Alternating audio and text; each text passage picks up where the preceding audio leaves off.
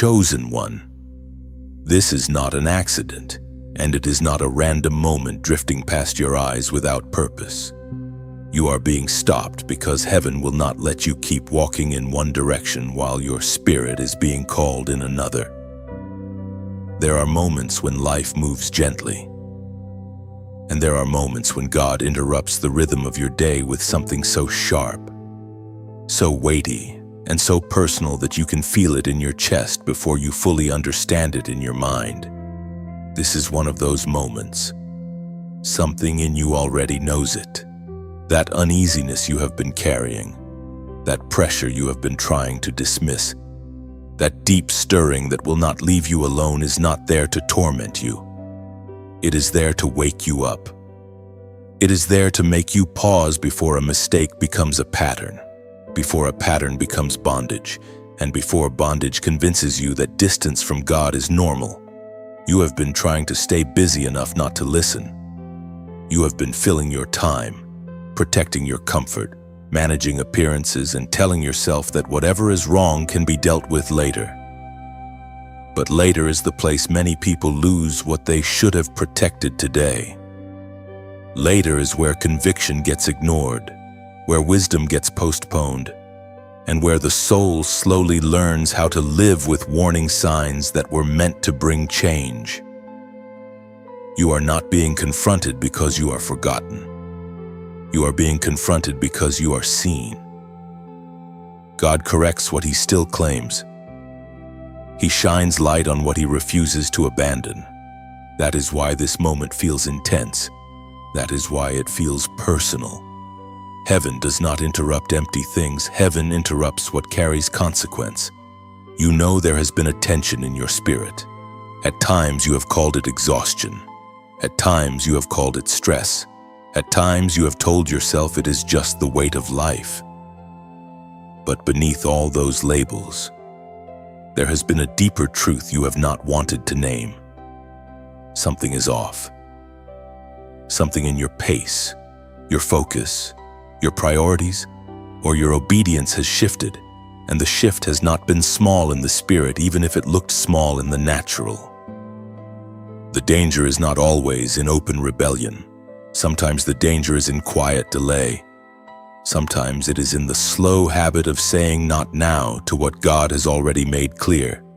Sometimes it is in pretending you need more confirmation when the real issue is that you do not like the answer you already received.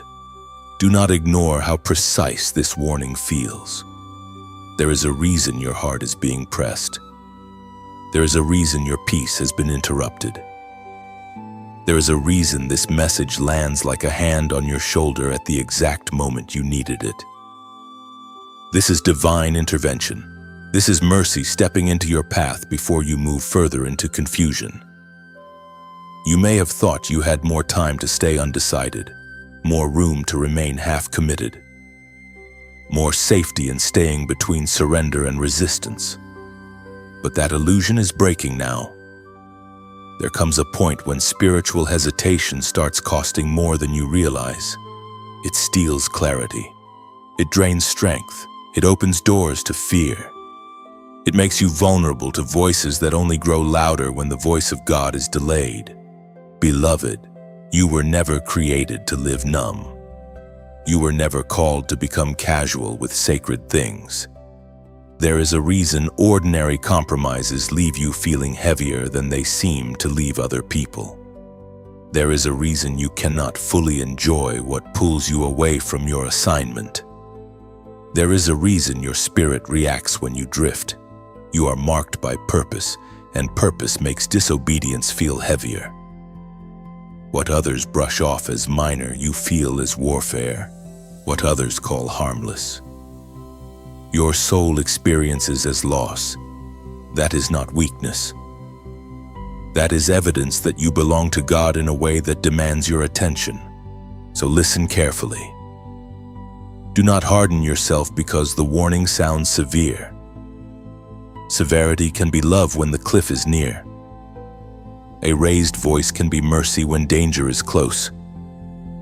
God is not trying to destroy you with conviction. He is trying to save you from the version of yourself that keeps negotiating with what he already told you to release. He is trying to rescue your future from your hesitation. He is trying to protect your calling from your distractions. He is trying to keep your heart tender while there is still time to respond quickly and fully. This is the crossroads where excuses lose their power. Not because you suddenly became perfect, but because the truth is finally standing where you can no longer step around it. You know there is something to address. You know there is something to lay down, something to return to, something to stop, something to obey, something to say yes to without another round of delay. And the longer you pretend not to know, the heavier this becomes. That weight is not meant to crush you. It is meant to bring you to surrender. It is meant to bring you back into alignment before greater loss forces the lesson through pain. Take this as the mercy that it is. Let it humble you. Let it steady you. Let it bring you back to holy attention. And if this message is reaching exactly where you have been struggling, comment 333 as your sign that you hear the warning and you are choosing obedience over delay. You are not too far gone. You are not abandoned. But you are being called to stop playing with what heaven is trying to heal. The interruption is here because your life matters. Your calling matters. And the next decision you make matters more than you know. Chosen one. The warning becomes even more serious when you understand that God does not speak sharply without reason. His displeasure is not the temper of a human being, and it is not the unstable anger of someone who has lost control. When God is upset, it is because something sacred is being mishandled. It is because a life marked for purpose is moving in the wrong direction. It is because what was meant to carry obedience is now carrying excuses. And heaven refuses to call that harmless. You may have tried to soothe yourself by saying that you are only tired, only confused, only waiting for a better time. But the Spirit knows the difference between weakness and resistance.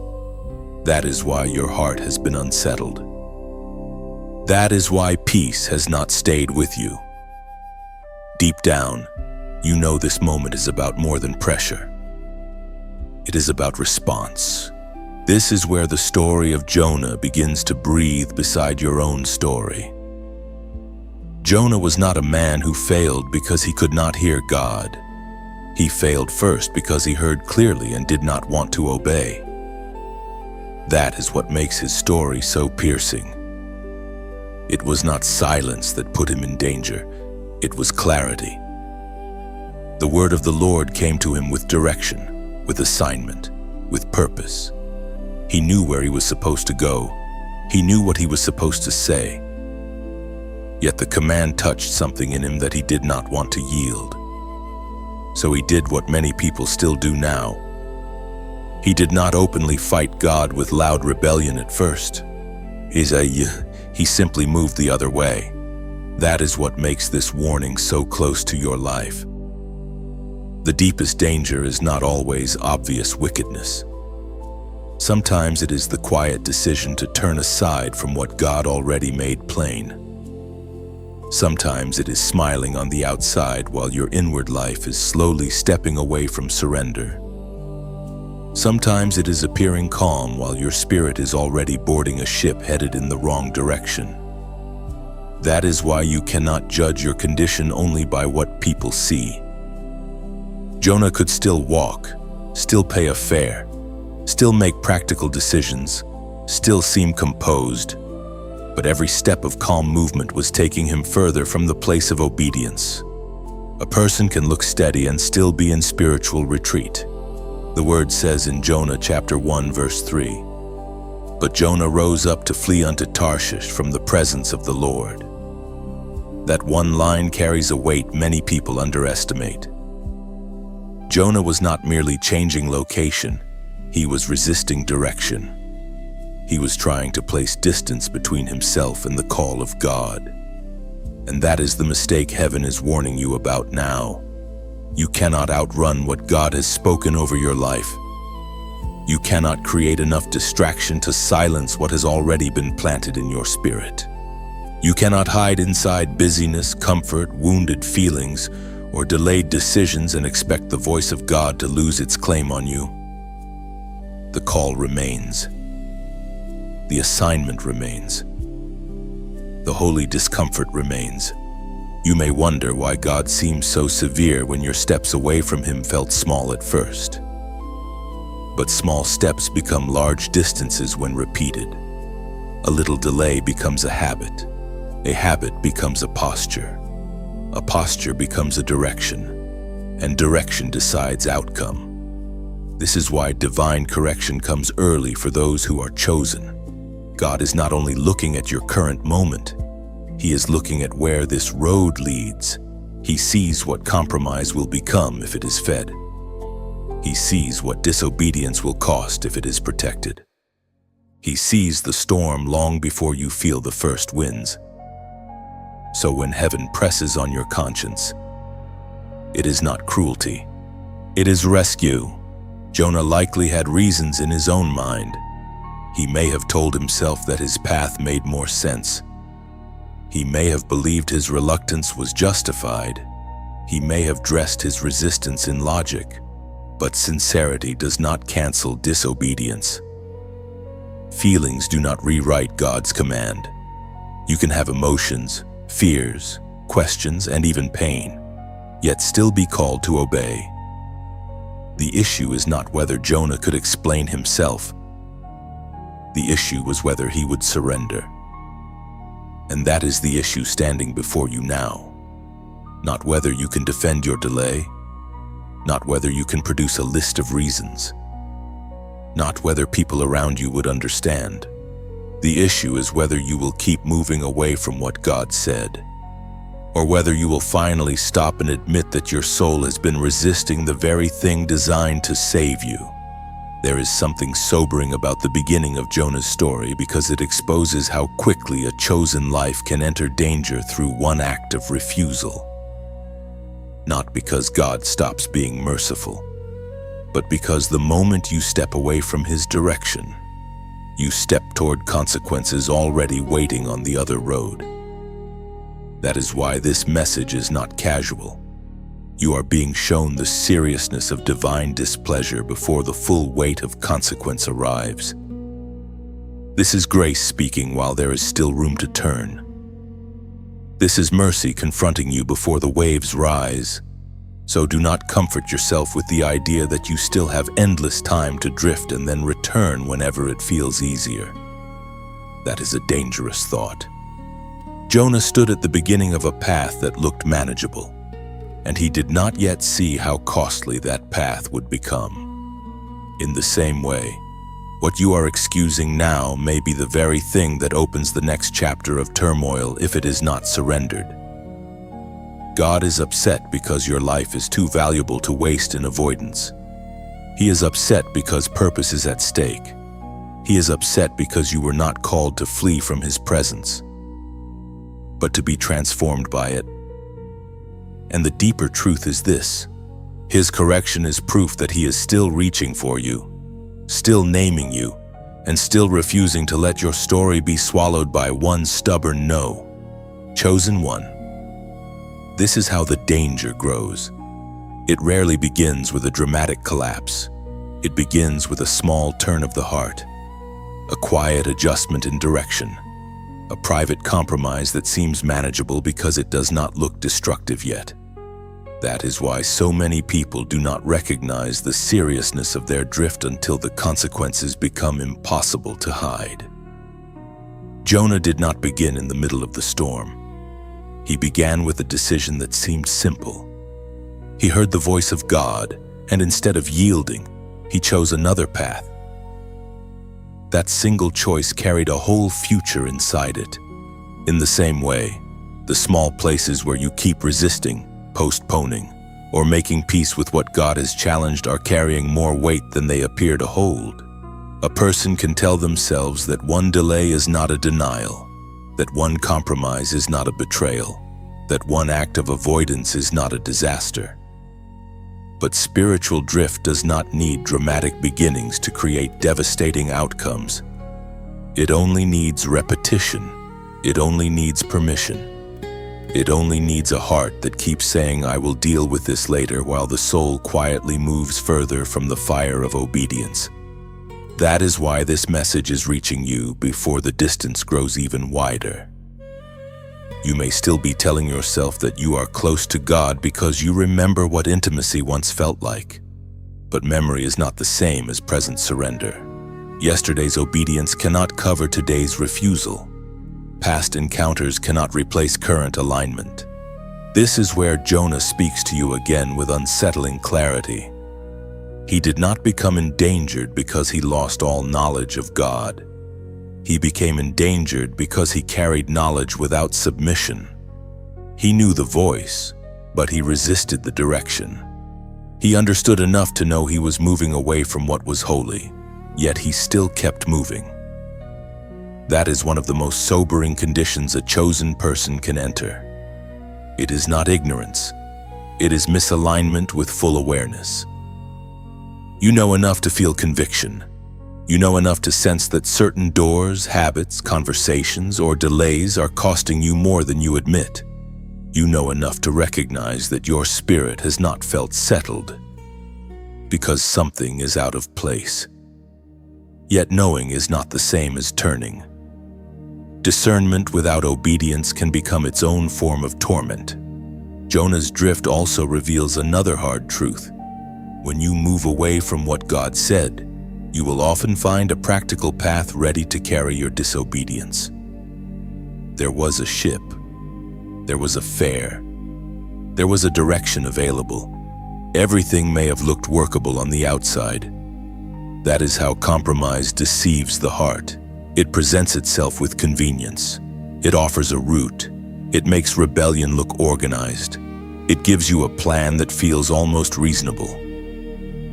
But the availability of a path does not mean the blessing of God rests on it.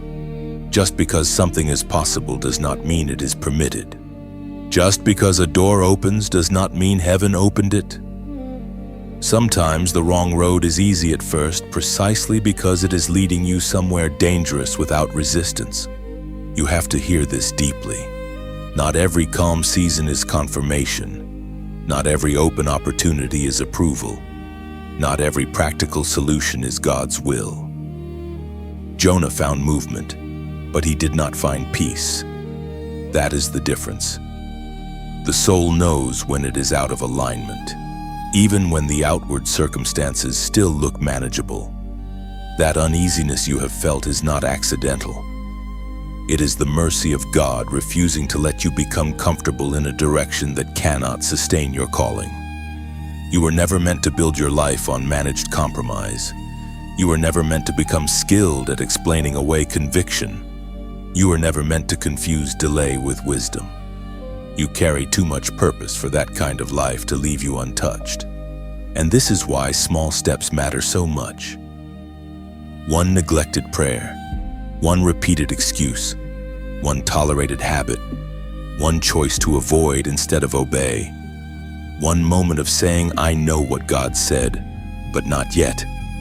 These things look minor when viewed one at a time, yet put them together, and they create momentum in the wrong direction.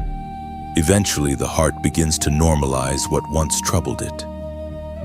The conscience grows quieter. The urgency fades. The soul adapts to distance.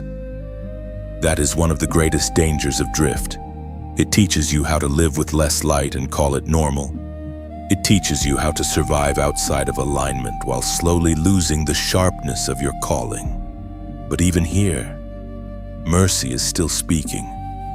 The fact that this truth is stirring you means your heart has not become unreachable. The fact that you still feel the weight of conviction means heaven is still contending for your full attention. God is not exposing your drift to shame you into silence. He is exposing it so you can stop before the storm grows stronger. He is revealing the pattern so you can break agreement with it.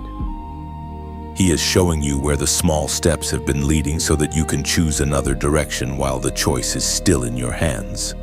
If this message is helping put language to something your spirit has been sensing, let it stay with you beyond this moment. Let it settle into your heart. And if you know someone else who has been quietly drifting, share this with them in love. You can also like and subscribe so you do not miss the next part of this message as it unfolds. And if you want to support this work, there is a way to donate in the description. What matters most right now is that you do not keep pretending that small compromises are small when God is showing you that they are not.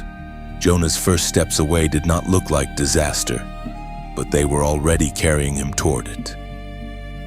And unless you stop the pattern early, the road of quiet resistance will always ask for more than it first appeared to cost. Chosen one. This is the part many people misunderstand because spiritual distance does not always feel dramatic at first. Sometimes it feels strangely quiet. Sometimes it feels like relief. Sometimes it feels like stepping away from pressure, from responsibility, from the weight of what God has been asking of you. That is why silence can become dangerous when your heart is out of alignment.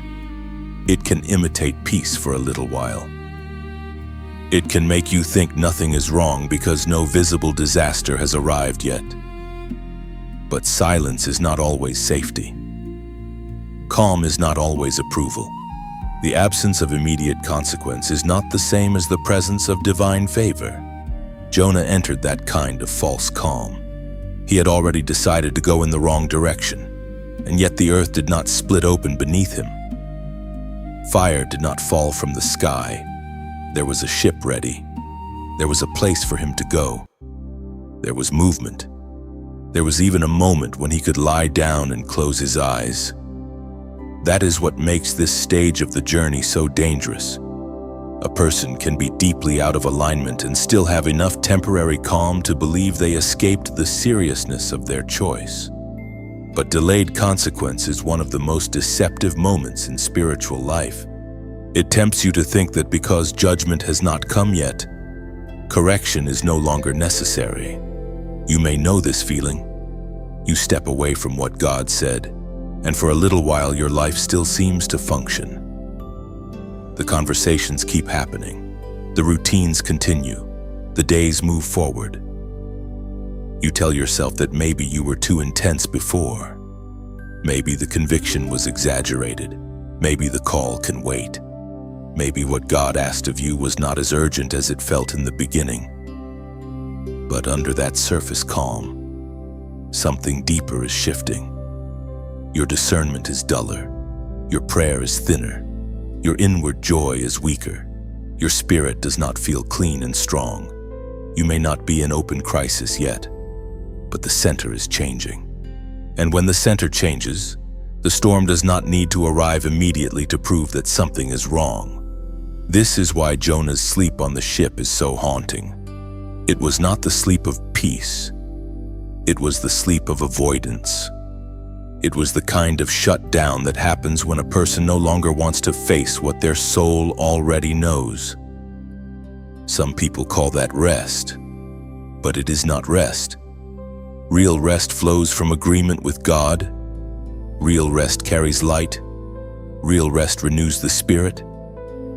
But there is another kind of sleep that comes from trying to mute conviction, from trying to bury responsibility, from trying to close your eyes so you do not have to face the truth that your life is no longer moving with heaven's direction. That kind of silence is temporary, and it always breaks. The word says in Jonah chapter 1 verse 5, "But Jonah was gone down into the sides of the ship, and he lay and was fast asleep." That verse is more than a detail in a story. It is a mirror for the soul. Jonah had already descended in his heart before he descended into the ship. His outer position revealed his inner condition. He went down because that is what disobedience does when it is left unchallenged. It takes you lower while making you feel hidden. It offers cover while weakening your awareness. It lets you disappear from the place where obedience would have required courage. But the deeper truth is this: You can hide from people for a while, and you can even hide from your own thoughts for a while, but you cannot hide from the God who still calls your name. That is why spiritual quietness must be tested. Not every inward stillness is holy. Not every pause is from God. There are moments when heaven grows quiet because it is drawing you deeper. But there are also moments when your own soul becomes quiet because it is retreating. One silence heals, the other numbs. One silence is full of presence, the other is full of absence. And if you are honest, you know the difference. You know when your quiet place feels warm with God, and you know when it feels empty because something in you has gone missing. You know when your peace is born from surrender, and you know when it is only the fragile calm of postponement. So do not confuse a temporary absence of visible trouble with lasting spiritual safety. Jonah slept, but the storm was already gathering. He lay still, but heaven was not indifferent. The ship moved forward, but his life was moving toward exposure.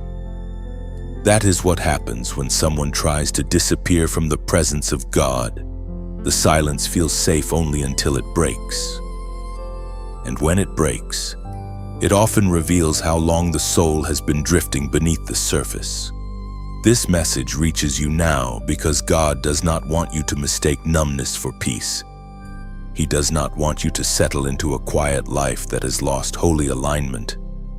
He does not want you to keep telling yourself that things are fine because the full shaking has not started yet. The deeper question is not whether you are comfortable at this moment.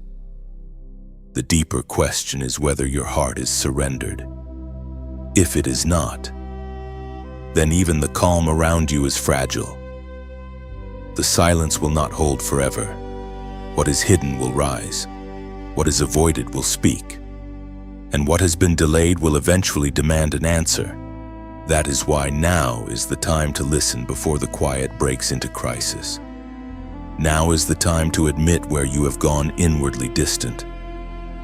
Now is the time to stop calling your retreat wisdom when it has really been fear. Jonah's story is not pressing on you to condemn you. It is pressing on you to awaken you. Because the God who saw Jonah beneath the deck still sees you in every hidden place. And his desire is not to leave you there, but to bring you back into the living peace that only obedience can sustain. Chosen one, before we go deeper, there is one practical resource that may help if your mind has been overwhelmed, scattered, mentally tired, or stuck in stress while you are trying to regain clarity.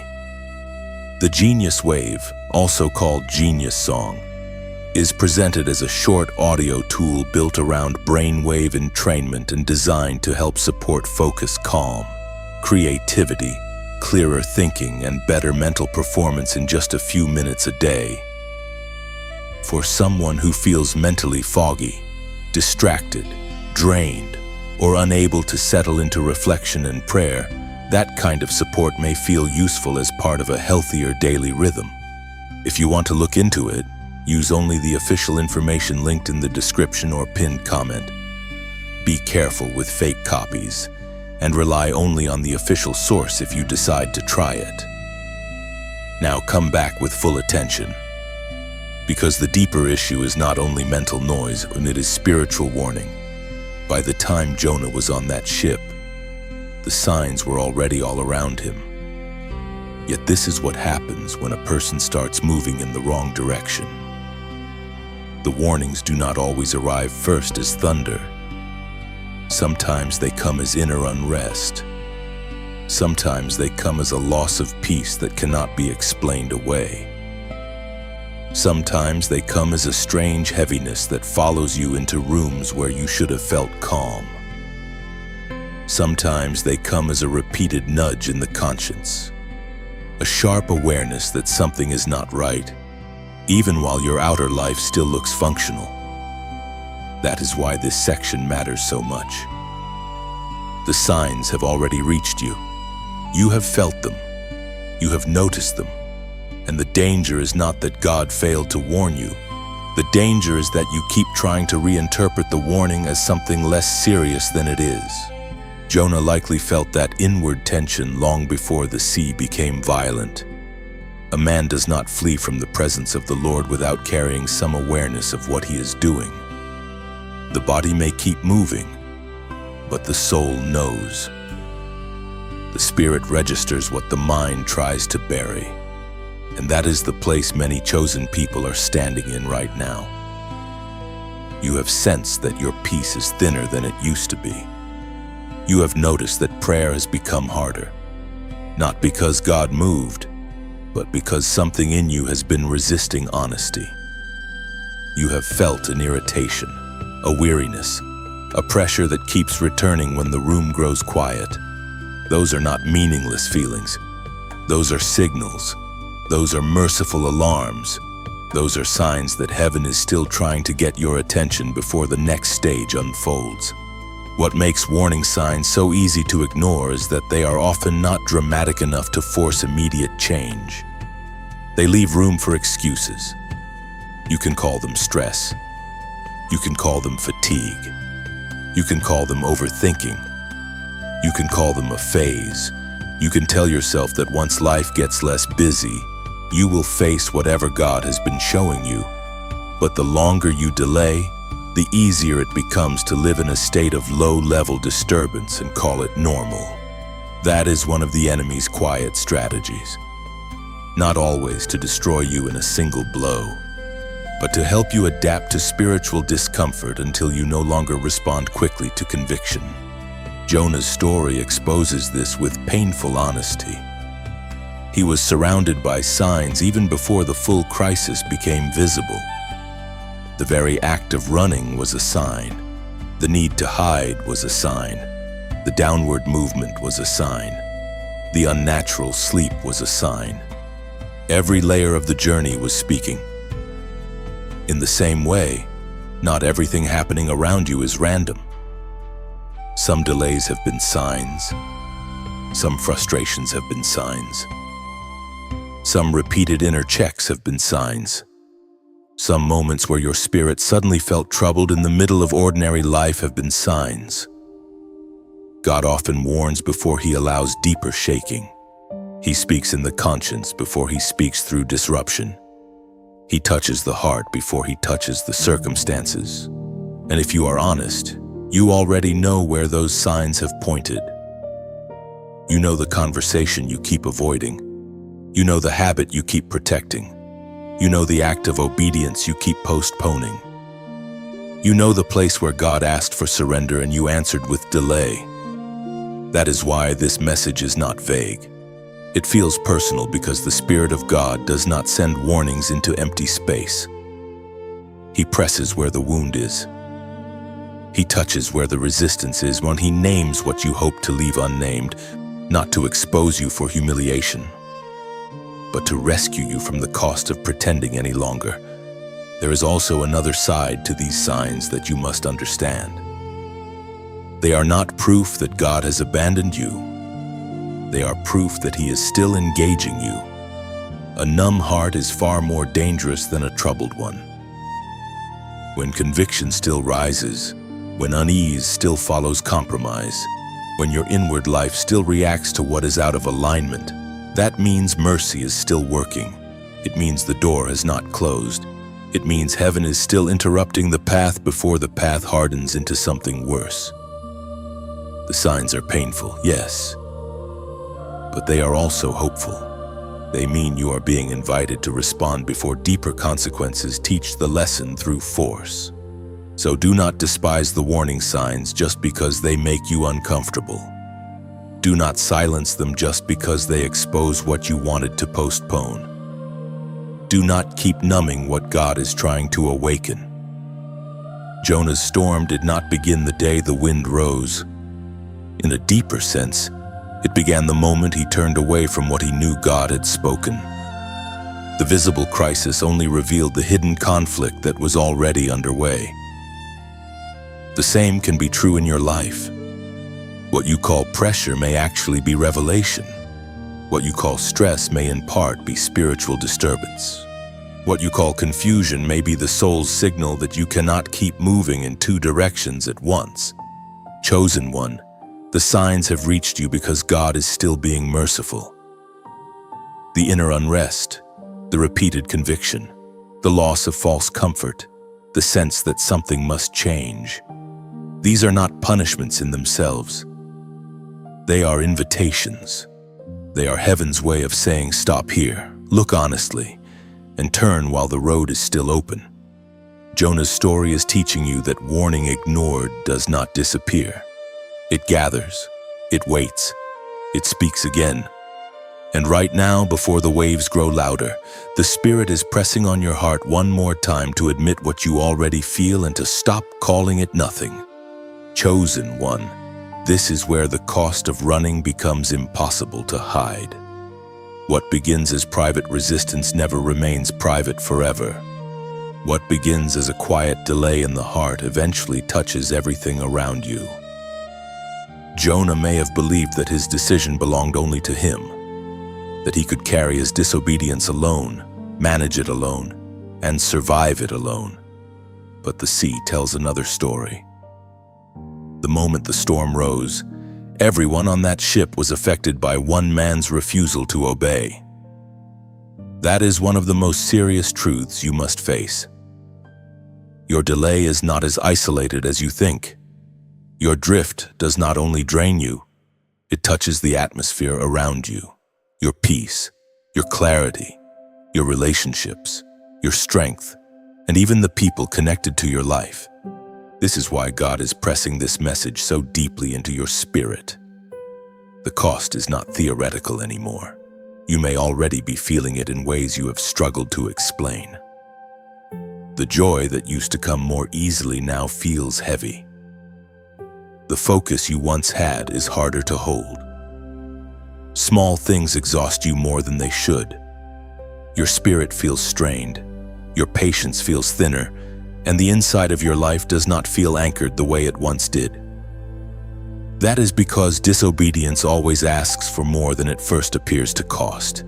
It takes peace first, then confidence, then clarity, then strength. It eats at the inner world before the outer world fully understands what is happening. Jonah entered the storm because he tried to escape the call. But the storm also exposed something deeper. You cannot rebel against divine purpose without creating turbulence somewhere. Even if the turbulence stays hidden for a season, it is there. The soul becomes divided. A person begins living with tension between what they know and how they are living. That tension is exhausting. It drains energy. It breeds confusion.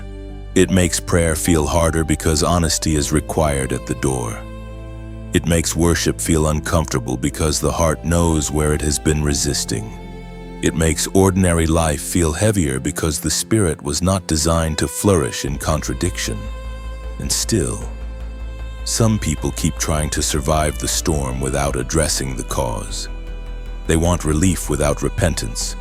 They want calm without surrender. They want God to quiet the sea while they remain committed to the same direction that caused the waves to rise. But heaven does not heal you by helping you preserve what is destroying you. God is not interested in making rebellion comfortable. He loves you too much for that. He will expose the pattern before he allows you to settle into it. He will let the pressure reveal what the heart keeps trying to hide. He will bring things to the surface because mercy does not always arrive as comfort. Sometimes mercy arrives as disruption. Think about Jonah on that ship, surrounded by terrified men, while the wind grew violent and the sea turned against them. His choice had become a shared burden. That is how disobedience works. It spills, it leaks, it reaches beyond the private place where it began. Perhaps that is why this message feels so urgent to you now. You may be realizing that your hesitation has already cost more than you wanted to admit. You may be seeing how your spiritual instability has affected your home, your emotions, your direction, your discipline, even your ability to hear God clearly. This is not said to shame you. It is said to wake you, The sooner you face the real cost, the sooner you can stop paying it. And here is another hard truth. Delay grows more expensive with time. The longer Jonah stayed on that path, the more severe the consequences became. In the same way, disobedience hardens when protected. What first feels like a struggle later becomes a pattern. What begins as reluctance can become a stronghold. What starts as "I will obey later" can become a life built around avoidance. That is why this moment matters so much. God is not merely asking you to feel bad about what has happened. He is calling you to break agreement with it now, before the cost grows deeper and the storm widens further. You may have been waiting for a more comfortable opportunity to turn back, but obedience rarely feels convenient at first. It feels exposing. It feels humbling. It feels like laying down the version of yourself that kept insisting on control. Yet on the other side of that surrender is the peace you have been missing. On the other side of that honesty is the freedom you cannot manufacture by pretending. On the other side of that repentance is a calmer soul, a clearer mind, and a restored sense that your life is moving with God instead of against Him. If this message is helping you see what the storm has been trying to say, stay with it. Let it work on you. Share it with someone who may also be carrying a private burden that is becoming too heavy to hide. You can also like and subscribe in a simple act of staying connected to messages that call you back to truth.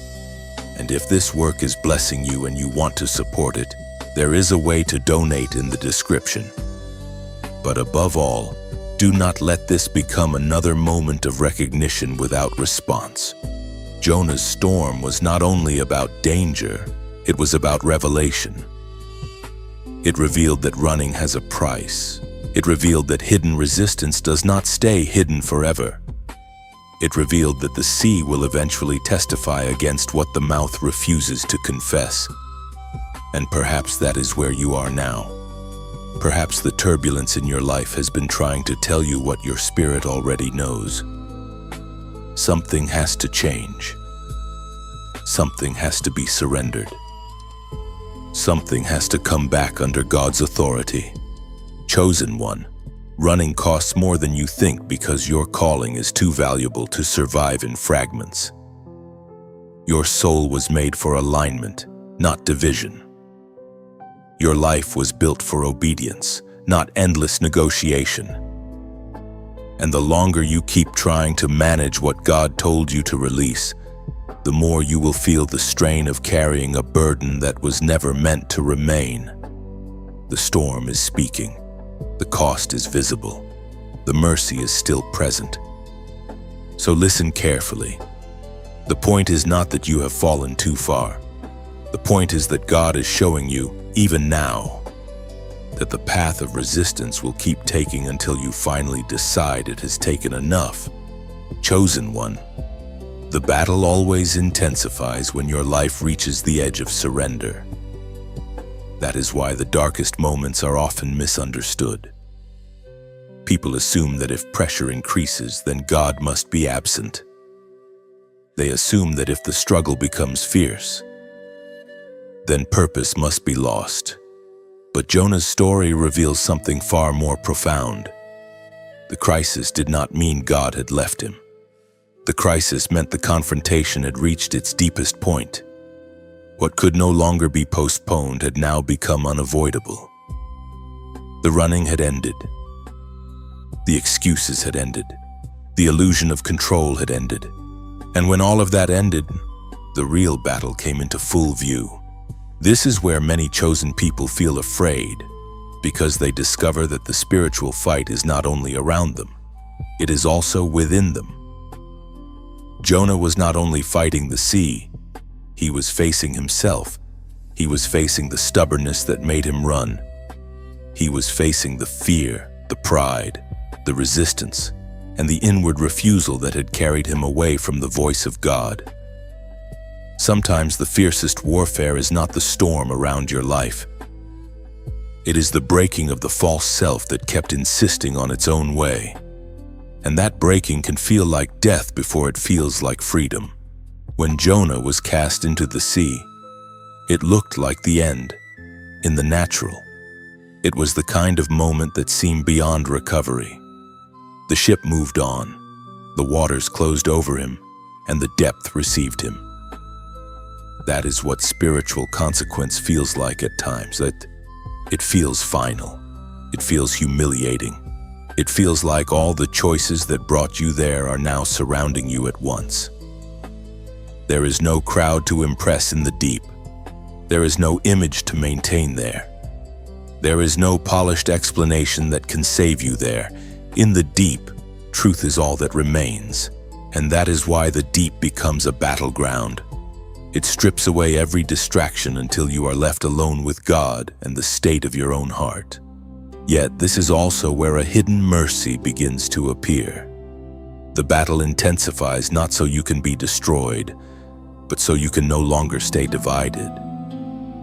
God will sometimes allow the pressure to reach a place where your double-mindedness can no longer survive.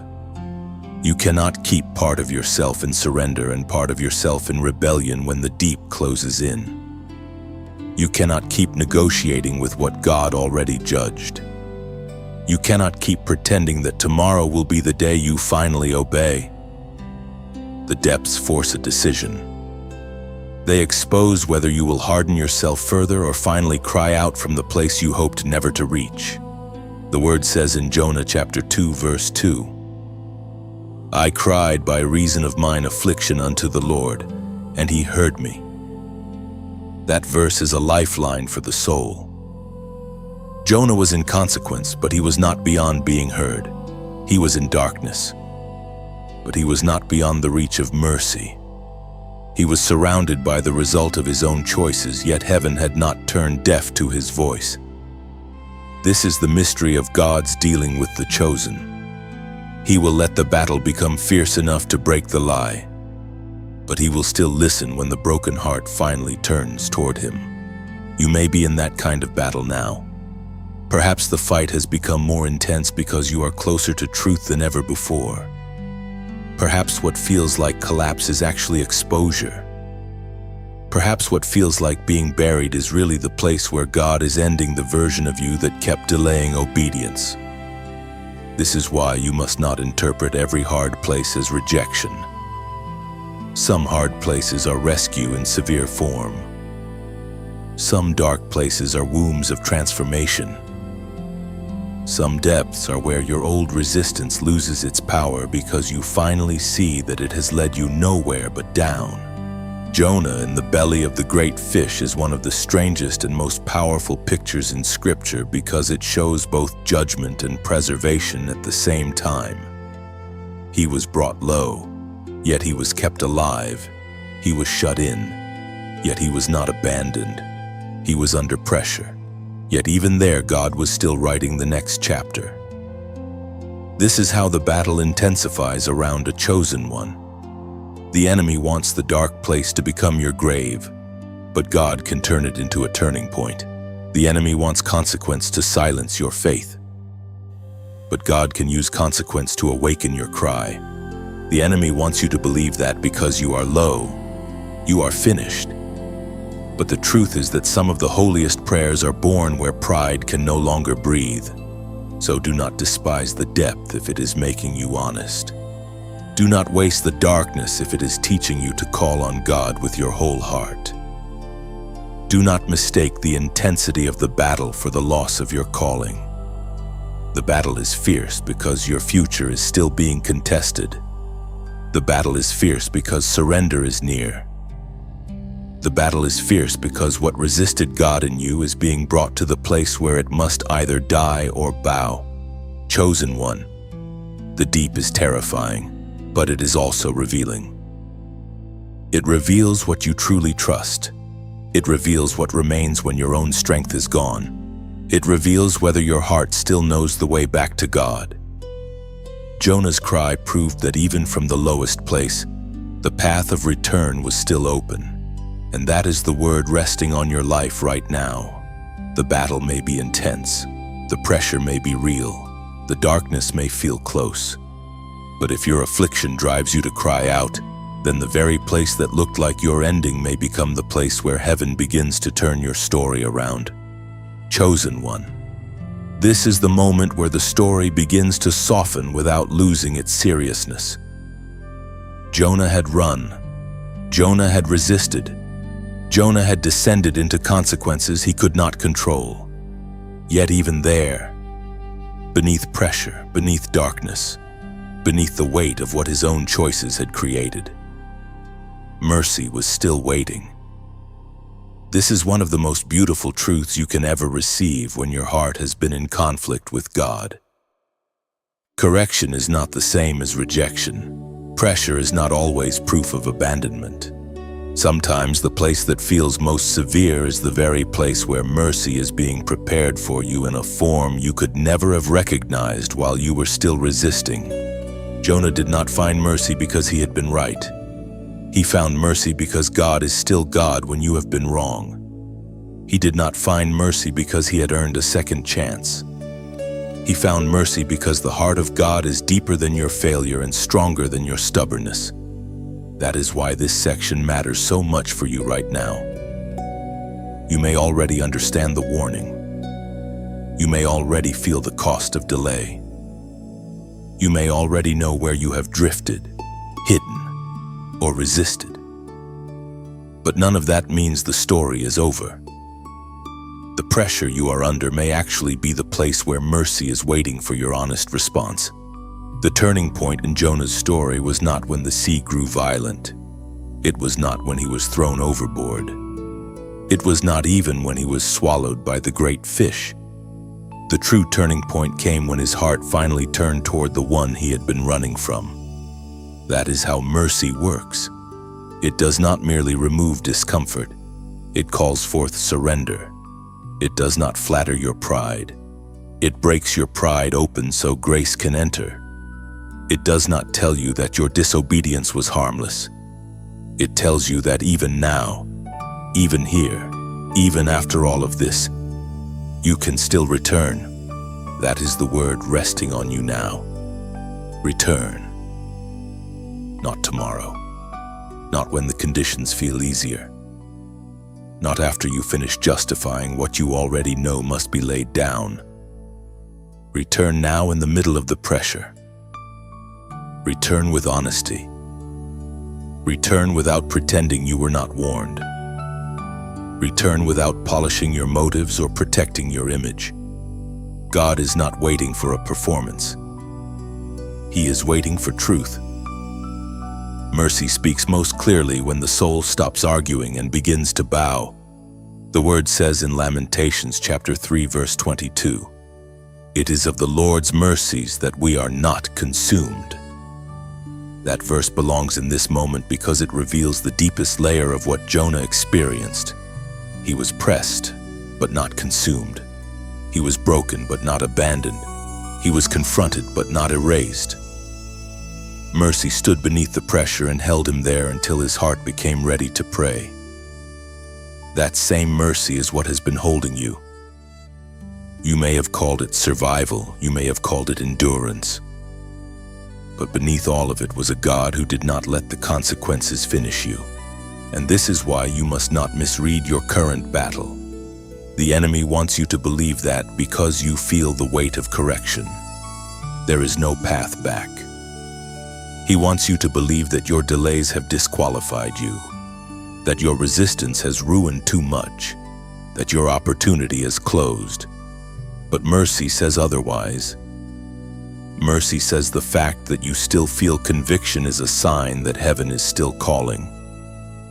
Mercy says the fact that your heart is stirred means God has not handed you over to numbness. Mercy says the fact that this message finds you now is proof that the door is still open and the invitation is still alive. Jonah's prayer from the depths was not elegant. It was not polished. It was not the language of someone standing in victory. It was the cry of a man who finally understood that there was nowhere else to go. And sometimes that is exactly where mercy wants to bring you. not to a place of humiliation for its own sake, but to a place of clarity where every false refuge falls away. There is power in reaching the end of your own strategies. There is freedom in exhausting every escape and discovering that God is still there. There is healing in the moment when your soul stops running in circles and simply says yes. So let this settle into your spirit. The pressure is real, but mercy is deeper. The consequences may have shaken you, but mercy has not left you. The warning was serious, but it was never sent to destroy you. It was sent to turn you. This is why hope still lives in this message. Not shallow hope, not comforting words that ignore the gravity of what is at stake, but holy hope rooted in the character of God. The same God who corrected Jonah also preserved Jonah. The same God who exposed his rebellion also listened to his prayer. The same God who brought him low also prepared a way back. If your heart knows this is your moment to stop resisting and begin returning. Comment, "I return now." Let that be your quiet act of agreement before God. Let that be the line where delay ends and surrender begins. Chosen one, mercy still speaks one more time. It speaks beneath the pressure, beneath the shame, beneath the confusion, beneath the consequences. It says you are not finished. It says come back. It says the story is not sealed by your worst decision if you will finally bring that decision into the light. Jonah's rescue did not begin when the pressure disappeared. It began when his heart answered God from within the pressure. And that is what stands before you now. Not the offer of an easier road, but the offer of a restored heart. Not escape without change, but mercy that carries you back through surrender. The call is still alive, the door is still open, and the God you feared you had disappointed beyond repair is still the God whose mercy has kept you from being consumed. Chosen one, there comes a moment when mercy has done all it can do without your cooperation. The warning has sounded, the storm has spoken, the depths have stripped away illusion, and the heart has been brought face to face with truth. After all of that, one question remains. Will you obey now? This is the dividing line between continued turmoil and restored direction. It is not enough to feel convicted. It is not enough to admit that you were wrong. It is not enough to weep in the dark and promise change in the pressure of a painful moment. At some point, the heart must rise and do what God said. That is where restoration begins to take visible form. This is why Jonah's story does not end in the belly of the great fish. If it ended there, it would only be a story about consequence and survival. But God was after something more than Jonah's survival. He was after Jonah's obedience. He was after the return of a man whose fear had delayed purpose long enough. And this is what makes the next movement in the story so powerful. Jonah was not merely rescued from danger. He was returned to assignment. That is the true sign of restoration. God does not simply pull you out of trouble and leave you unchanged. He brings you back to the place where His word still stands and asks again for your yes. That can feel overwhelming when you know you have delayed too long. You may think that because you resisted before, your chance to obey with meaning has passed. You may think the assignment is now too damaged, the timing too broken, the heart too worn down, the history too painful. But Jonah's story proves that the call of God can meet a person again after failure. Not because failure was small, and not because delay was harmless, but because God's purpose is not as fragile as your fear. What He asks for may still be waiting on the other side of your surrender. The road may not look the way it would have looked if you had obeyed sooner, but obedience still matters now. That is a word you need to hear deeply. Obedience delayed is costly, but obedience now is still powerful. Do not let shame tell you that because you did not move when you first should have moved. There is no value in moving now. That is a lie meant to keep you trapped in further resistance. The enemy would rather turn your regret into paralysis than let your regret become surrender. He would rather keep you staring at lost time than let you redeem what remains. But God is not only the Lord of the beginning, He is also the Lord who meets people after detours and commands their future again. The word says in Jonah chapter 3 verse 1, "And the word of the Lord came unto Jonah the second time." That verse carries a tenderness and a seriousness that should shake your soul. The second time. Not because Jonah deserved it, but because mercy had preserved him for obedience. Not because the first refusal did not matter, but because God still intended to use the life He had corrected. This is the beauty and weight of what stands before you now. The second time is not casual. It is sacred. It carries the memory of what resistance cost. It carries the clarity born from pain. It carries the knowledge that you cannot keep playing with delay and expect peace to remain. When Jonah finally rose and went to Nineveh, his obedience restored what fear had interrupted. It did not erase the storm from memory, but it changed the direction of his life. He was no longer defined by running. He was now moving with the word he had once resisted. This is how restoration often works. It does not always remove every scar of the lesson, but it places your feet back on the road of purpose. It gives motion to what had been stalled. It releases peace into places that had been tied in knots. It settles the soul because division is ending. The heart is no longer trying to live in two directions at once. You may feel that your yes will cost you pride, comfort, or control. It probably will. Obedience always asks for the surrender of whatever kept insisting on self-rule. But what it gives in return is far greater. It gives back clarity. It gives back inner steadiness. It gives back the quiet strength that comes when your soul is no longer arguing with God. Jonah could move forward because the battle of resistance had finally given way to submission. He was not restored by emotion alone. He was restored by action born from surrender. This is why your immediate response matters so much. Not because God is impatient in the shallow way humans are impatient, but because every further delay strengthens what should now be broken. Once truth has reached this level of clarity, hesitation becomes more dangerous. You know too much now to keep pretending confusion. You have seen what running costs. You have felt the weight of misalignment. You have heard mercy speak from under pressure. So this moment is holy because it asks for the one thing only you can give, your willing obedience, chosen one. Jonah's return to assignment is the proof that fear does not have to write the final chapter. Delay does not have to own your future. Resistance does not have to define your name.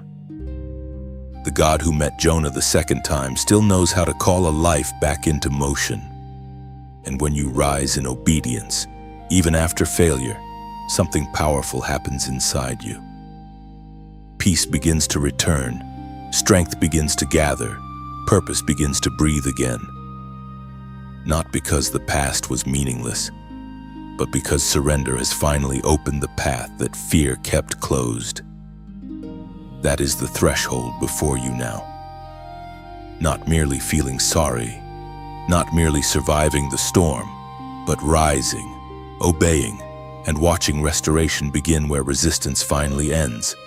Chosen one, this is where the road opens again.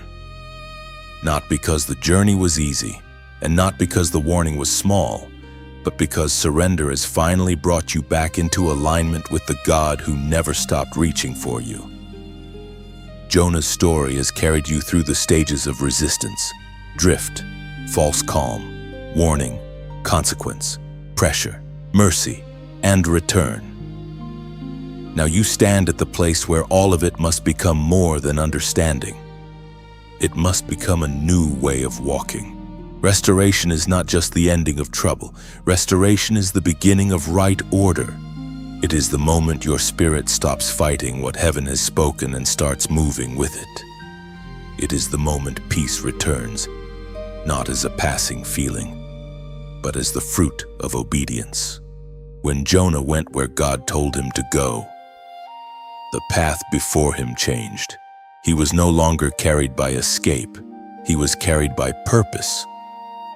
That is what happens when you yield. Energy that was wasted on inner conflict begins to gather into strength. The mind that was burdened with avoidance begins to clear. The heart that was divided begins to settle.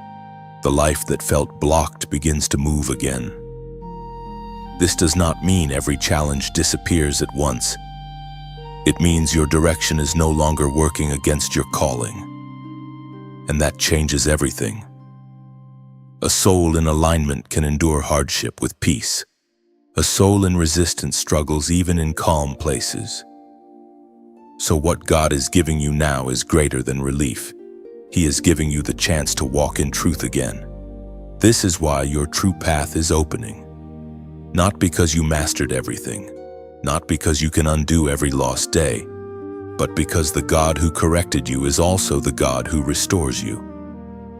He does not merely point out your error and leave you in shame. He leads you back into usefulness. He teaches your heart how to stand again. He rebuilds confidence where fear weakened you. He renews your inner life where compromise drained you. He puts courage in places that once held hesitation. He reminds you that being chosen was never about being flawless. It was always about belonging to Him deeply enough that He would not let you remain on a road that could destroy your peace. So receive this truth with humility and hope. The path ahead does not have to be ruled by the mistakes behind you. The storm was real, but it does not own your future. The delay was costly, but it does not have to define your identity. Mercy has brought you through too much for you to go back to living half awake. You're being called into a stronger yes, a steadier yes, a daily yes that does not depend on emotion, comfort, or convenience. This is where many people lose what God restored because they treat surrender like a moment instead of a life. But you must understand this now. Your peace will be protected by continued obedience. Your clarity will be protected by continued honesty. Your strength will be protected by continued nearness to God. And in this closing moment, let your heart become quiet before Him. Father, in the name of Jesus, I pray for the one hearing these words right now. You see every hidden battle, every place of delay, every wound, every fear, every act of resistance, and every longing to come back into alignment with You. Thank You for not giving up on them. Thank You for warning them before the road went further.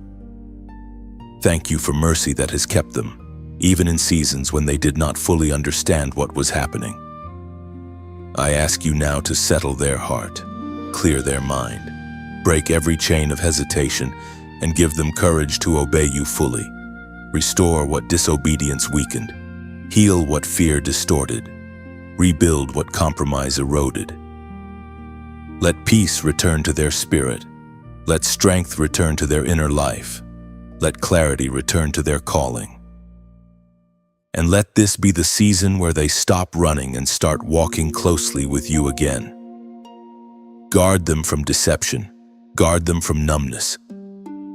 Guard them from returning to the patterns that once pulled them away. Fill them with holy resolve, deep peace, and living faith. Let their life become a testimony that Your correction was mercy and Your mercy led them back to purpose. In Jesus' name, amen. Chosen one, hold on to that prayer. Let it become the posture of your days ahead. Stay near to what keeps your heart awake. Stay honest with God. Stay quick to obey when He speaks. And if this message has walked with you, strengthened you, or helped you hear what your spirit needed to hear, you can like, share, and subscribe in a natural act of staying connected to truth that builds your faith. And if you want to support this work, there is a way to donate in the description. Let every step from here be marked by sincerity, not performance.